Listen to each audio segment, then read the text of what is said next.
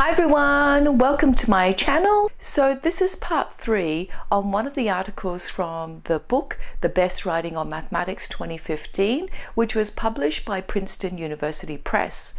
And the article is called Demystifying the Math Myth, Analyzing Contributing Factors to the Achievement Gap Between Chinese and US Students. So in this episode, I'm going to be talking about the differences in terms of pedagogy between China and the US. Now, I'm not necessarily saying that one system is better than the other, but I think that there are a lot of lessons to be learned from different systems around the world in terms of pedagogy and best practices to enhance our students' learning. And it's also really important, I think, that we celebrate all of the different cultures and their approaches to pedagogy in the classroom.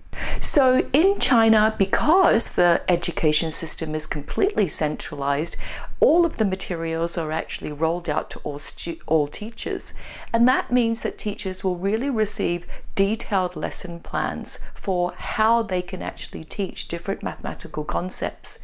Now, one may wonder here, well, is there room for actually teacher creativity within the curriculum and within their own lessons? In the US, we know that there are a lot of different publishers with different textbooks, and quite often there actually is a misalignment between the textbook and the actual state standards that a teacher has to cover. So this means that the teacher has to really start building and designing their own curriculum and learning experiences for their students.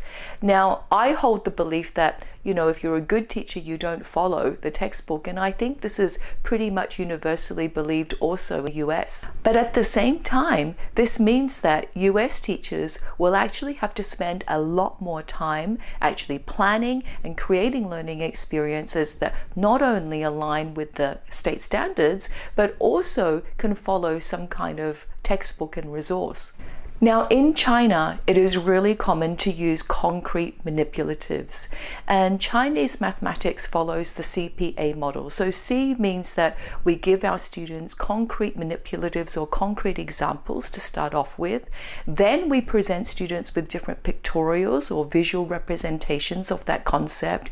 And then we actually go to the A part of CPA, which is helping our students to generalize by looking at abstract models. So the concrete, the pictorial, and the abstract model is pretty much adopted throughout mathematics learning in China. Now, I know that there is a general belief that in China there is a very traditional approach to mathematics and that it's mainly lecture style. However, if we actually analyze what proportion of the lesson is spent in terms of teacher lecturing and student discussion, the majority of lesson time is actually student discussions and students generalizing and explaining different mathematical concepts. Students are also regularly called upon to show their different methodologies for solving different problems. So there is actually a lot more students speak in a Chinese classroom. But despite the larger class sizes in China, classroom management issues are actually non-existent. So teachers in China can actually devote their lesson time to really enhance learning and focus on deep conceptual understanding. Now, in the US, we know that there is a proportion of lesson time that we do have to focus on classroom management and discipline. China is a collective society, and children have the goal of bringing honor to their family.